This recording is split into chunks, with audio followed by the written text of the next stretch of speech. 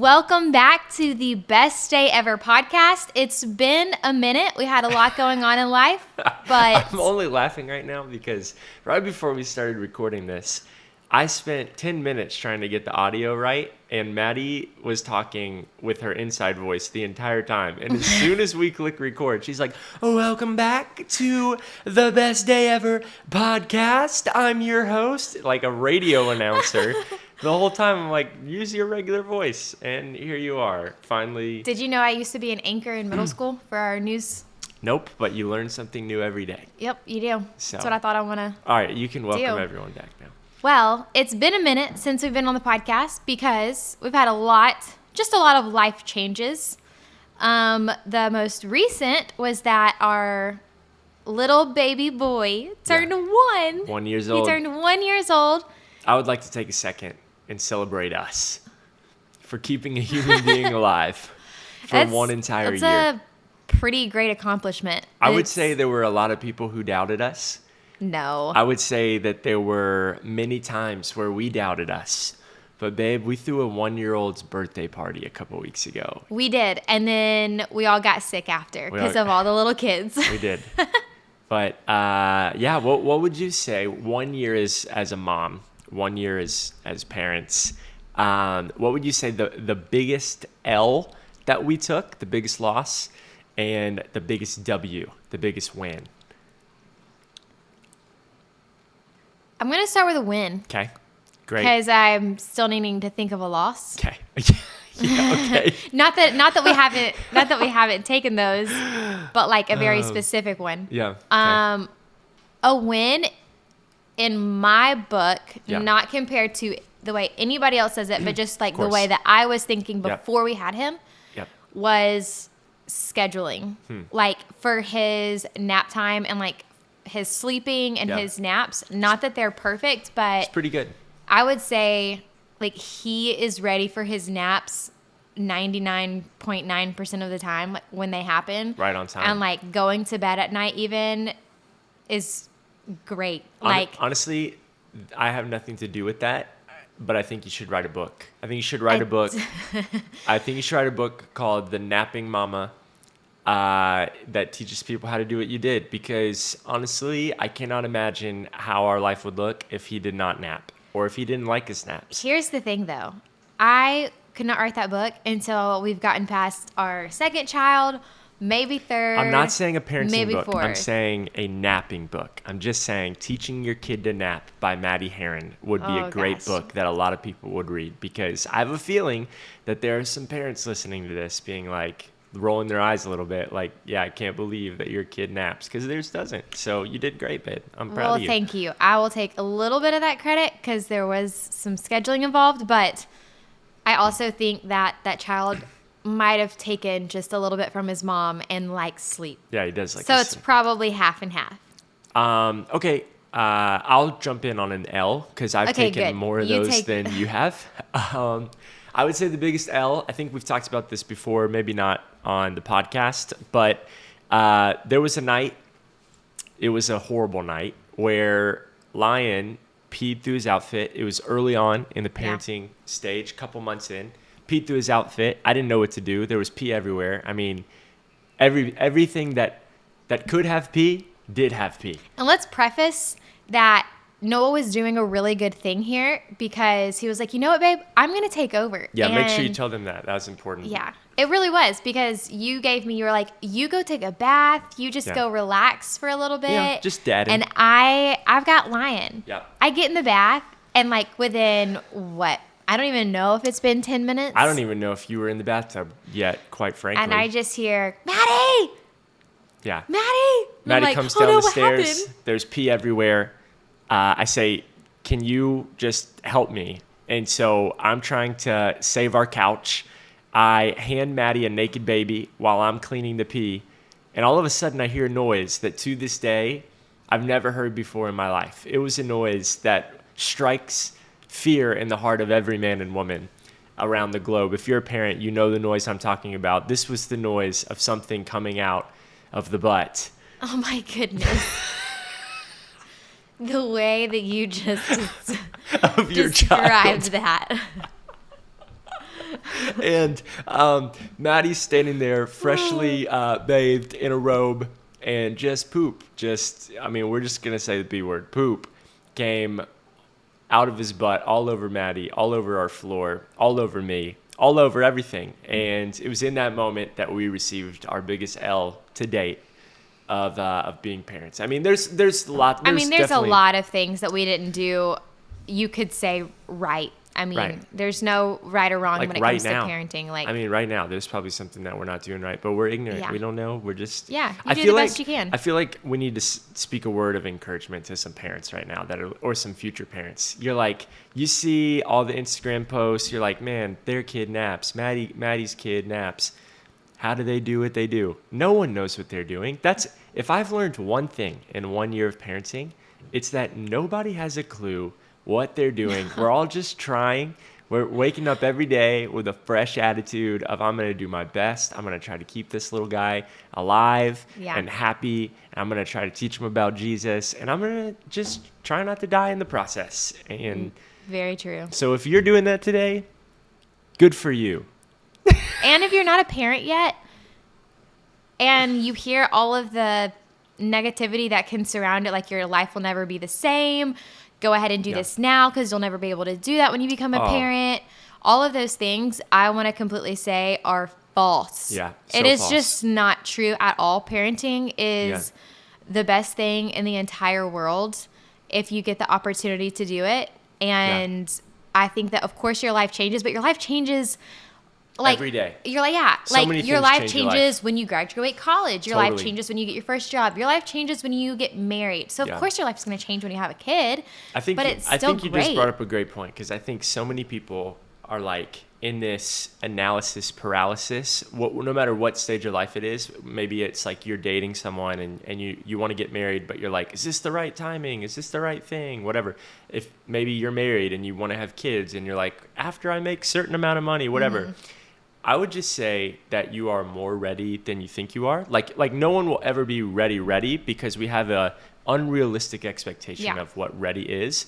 But could you do it? Could you do it better than you think? Would you make it through it? Absolutely yes. And here's something that was really eye-opening for us. When we were thinking about having kids, someone said, Noah and Maddy, I've never heard of someone looking back on their life when they're 50, 60 years old and wishing that they had waited longer to have kids. Yeah. But I've met plenty of people who have said, I wish I would have had kids younger. So if you're on the fence about having kids, what we're trying to say is we are pro babies. We are pro baby making. Yes, we are. And you should just have kids. It's the best thing ever. Also, God's timing is just so perfect. Yeah. We fully understand there's so much more that goes into all of that besides you just being ready, but ultimately God knows when you're ready, and and it just how it all plays out is perfect. Yeah, and if you want to have kids, we are praying that you will be able to, and that they are going to bless your socks off in Jesus' name. Amen. They're so fun. I want to do something. I want to float out of the parenting conversation. The holidays are here. You're wearing a lovely red sweater right now. I felt very festive today. It's incredible. And I also think it's because working from home, I don't have to dress up every day. Yeah. Today I was just feeling it, so I was thinking the red sweater it is. Well, you look great. You look classy. And I would like to play a game. I didn't tell you about this game. Okay. I didn't tell you we were going to do this. I like but games, we're going to end every podcast with some sort of a game, some sort of a thing. It's Christmas time. What we're going to do is we are going to do a Christmas movie draft right now on the podcast. So here's the rules. Okay. We both get 3 movies, and you can't think about it very long. We both get 3 movies. Because you're wearing a red Christmas sweater, you get the first pick. But after that, we're just going to go back and forth. Here's the parameters. We're talking about rewatchability. So it has to be like a movie you could watch over and over and over again. Okay. It has to be a movie that everybody will enjoy, right? You're trying to beat me, and we're going to have everyone vote on whose 3 movies are the best. We're going to put them in the bio of the podcast and the YouTube video and the comments on Instagram, and we're going to vote whose draft was better. All right. The first pick is yours. Wait, how many? Just 3? Yeah, but you only get to pick one, and then I get to pick one, and then we go back and forth. So I have my first, I already know my 3, but I can't. Yeah, but I might pick one. All right, go pick the first one. I would say the first one, Elf. Okay, that's a great one. I can't hate on that too much. A lot of great one-liners in that one. I feel like that makes it high up on the list. I just feel like I also can relate to Buddy. To Will Ferrell? No, not Will Ferrell, you Buddy. guys do look a lot alike. No, Buddy. Okay. All right. You ready for my first pick? Yes, I kind of think I know what it is. Home Alone 2. I knew it was going to be that because you just asked to watch that. Listen, it brings all the feels. It has New York City in it, which everyone knows is a Christmas town. Like, that's a Christmas town. I think it's actually one of the rare instances where the sequel is better than the original. The original is great. Don't get me wrong. I agree on that. But it's so funny. The hotel scenes are incredible. There's a little bit of like old man love in it, where like there's this sweet old man making toys, and there's just a lot going for it. Home Alone 2 is my first pick. It's off the board. Okay. Second pick for you, Maddy. Santa Claus. The original. The Santa Claus. The original. Yeah. With Tim Allen. Tim Allen. Yeah. And the cute little boy with the bowl cut. Yeah. We all had them. Precious. If you're a 90s kid, you had that haircut at some point. Oh, yeah. My older brother looked exactly like him when he was younger. I would say Santa Claus for sure. It's just a sweet, good overall movie. I love that. It's a good pick, but it's not as good as the pick that I'm about to throw at you. I'm not going to lie. This is probably going to propel me forward. Are you going to say with the viewers? Are you going to say The Polar Express? No, that's my least favorite I know. Christmas movie. Number 2, I am going to say Christmas Vacation. That, like, I just want. I don't know. Christmas Vacation is, when I think of Christmas movies, it's not Christmas until that movie's on TV. Clark Griswold? No, I know. He's like the classic, and I love that movie. But I found myself, don't hate, because like I said, I love that movie, but I have found myself wanting to not watch it as much. Like when you were saying the rewatchability, I feel like has just gone down for me over the years. And I don't know why. I don't really know what it is. I think you might just be losing your holiday cheer as you get older. No, that's not true. Okay, my third, I know, is only going to reach the girl audience. Wow. All right. Which I'm hoping is the bigger audience here. Okay. So this one is I'm really going for it. Shoot it. I don't even know if you'll know. Yeah, I probably won't. You might, but it's The Holiday.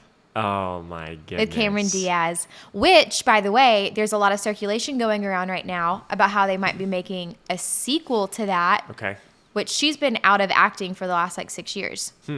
She took a sabbatical from it. I think I did watch it. I just can't remember. It's where they swap her and I'm going blank on that other actress's name. They swap where they live. Okay. One's in California. The other one, I think, is in England. Yeah, I think in England, and they swap. And sounds like you might need to watch it again. I would love to. How about tonight?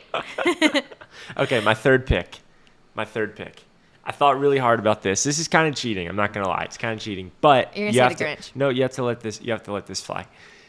I'm gonna say any movie in the Harry Potter series. Here's why. No, you have to pick one. What? No. No, that wasn't because because that's not fair because a lot of the ones that we've also said have sequels. Okay. Well, then I'm just going to say number 4, The Goblet of Fire, because that was my personal favorite. Okay. Mom, if you're watching this, I've never seen Harry Potter before. I've never seen it. I would say that Harry Potter in and of itself is not a Christmas movies. But there is something about it. There's a reason why it's always playing. There's a reason why ABC Family plays it every Christmas season because there's nothing better than it being cold outside, than it being bit of snow, warm inside. You making a little coffee, hot chocolate, whatever your flavor is, with some s'mores, sitting on the couch in a Snuggie, and just taking a big bite of that while you watch Harry Potter, Avada Kedavra somebody from across the room. There's something about it. Dumbledore's beard it's a lot of Santa nostalgia. There's just a lot of really good spirit in there. I will never deny that Harry Potter is great to watch. Listen. Especially around the holidays. But when it comes to top 3, I hear what you're trying to say. Tell us who you think won in the comments below. Whose fantasy draft was better for Christmas? Hey, we're super pumped to be putting out these episodes regularly again. Yes. So if you aren't subscribed, what should they do?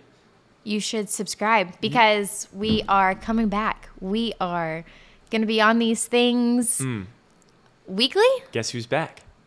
Back again. Guess who's back? Herons are back. Tell a friend. All right. Thanks for listening to the Best Day Ever podcast or watching the Best Day Ever podcast. We are so grateful for you, and we'll see you soon. Bye, guys.